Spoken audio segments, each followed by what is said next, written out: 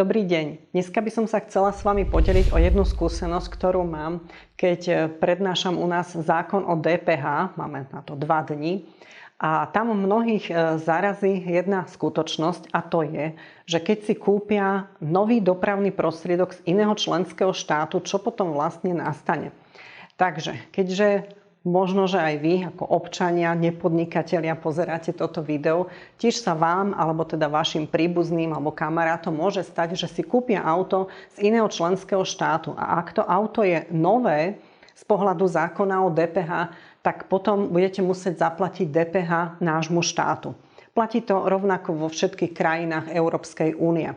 Takže preto som tu dala nadpis, že kúpa nového auta z iného členského štátu, ak teda niekto by náhodou nevedel iný členský štát, tak napríklad z Českej republiky, z Rakúska, z Maďarska, tu z nejakých okolitých krajín a samozrejme teda iných. Takže ak by ste si kúpili takto auto, nové auto, práve pozerám do zákona o DPH. Zákon o DPH totiž hovorí, že čo je to nový dopravný prostriedok. Takže medzi dopravné prostriedky tu považuje pozemné motorové vozidlo, plavidlo alebo lietadlo za teda určitých okolností. Sú tu presne špecifikované. Ja som sa zamerala iba na to auto, ale táto problematika, ktorú idem práve vysvetliť, sa môže týkať aj nejakej vašej jachty alebo nejakého súkromného lietadla, ktoré si kúpite ako nové z iného členského štátu. Ale zamerám sa tu iba na auto. Ak by ste náhodou to chceli sami nájsť, tak zákon o DPH v paragrafe 11 v odseku 12 definuje, čo je nový dopravný prostriedok. Konkrétne pozemné motorové vozidlo, auto, je také, ktoré nemá najazdených viac ako 6000 km, alebo, je tam medzi tým alebo, v čase jeho dodania neuplynulo 6 mesiacov od jeho prvého uvedenia do prevádzky. Takže ja to napíšem radšej. Máme tam 6000 kilometrov alebo 6 mesiacov. To znamená, že možno, že hľadám nejaké auto, ktoré má najazdených na najvýš 5000 kilometrov.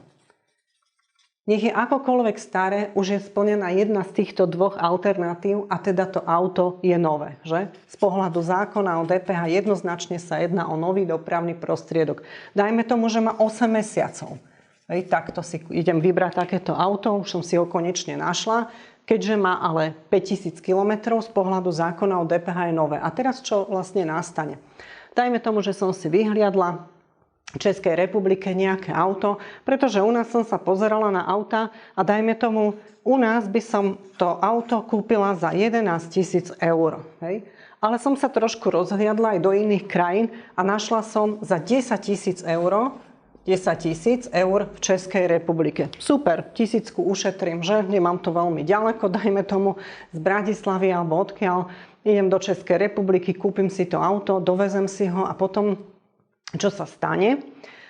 Zákon o DPH totiž hovorí v tom paragrafe 11, že predmetom dane, DPH, je nadobudnutie nového dopravného prostriedku za protihodnotu v túzemsku z iného členského štátu každou osobou. Čiže každá osoba, aj občan, teraz sa nebavím len o podnikateľoch, aj občan, ktorý si kúpi takéto auto, nové z iného členského štátu, tak je to predmetom DPH. No a keby sme s takýmto autom teraz prišli na dopravný inšpektorát, aby teda som dostala nové evidenčné číslo, určite sa ma opýtajú, či som už podala daňové priznanie DPH a či som zaplatila daň. No a práve ľudia, občania, ktorí nemajú znalosti zákona o DPH, čo chápem, že keby som bola napríklad chirurg, tak tiež asi neovládam DPH, tak potom by som sa len čudovala, že čo to odo mňa vlastne tí pracovníci dopravného inšpektorátu chcú. A išlo by vlastne o to, že keďže je to nové, tak do 7 dní mám podať daňové priznanie k DPH a tú DPH aj do 7 dní zaplatiť. No a tá DPH by bola 20% z týchto 10 000. 20% DPH, takto, je 2000 eur. A tu vidím, že 10 000 ma to stojí, čo to dám tomu občanovi, možno čo som to kúpila z Českej republiky, ale 2000 musím dať nášmu štátu. A tu teraz vidíte tie náklady, že celkovo mám náklady potom 12 000, že som sa ulakomila na lacnejšie auto. Tu na Slovensku som ho mohla mať za 11, ale som ho kúpila z iného členského štátu a zrazu ho mám za 12. Takže toto video som natočila len z toho dôvodu, že som si všimla, že na tých školeniach, že toto ľudia častokrát neovládajú. Tak som vám chcela pomôcť, že ak by ste teda sa stretli náhodou s takouto situáciou, že sami si hľadáte takéto auto, alebo teda svoju jachtu alebo lietadielko a je to nové, tak v tom prípade potom pozor na túto situáciu, na túto skutočnosť, pretože budete musieť zaplatiť DPH ešte nášmu štátu. Takže aby ste sa vlastne sami neobabrali, lebo možno, že na Slovensku, možno, že to auto stálo 12 000 úplne nové, hej, z výrobnej linky. Tak aby ste napokon mierne ojazdené auto napokon nekúpili možno drahšie, jak by bolo, dajme tomu, z výrobnej linky. Nebodaj by ste, viete, to auto kúpili treba za 10 500, že? A keď 10 500 dám 20% DPH, tak napokon prídem fakt teda ešte k oveľa vyššej sume.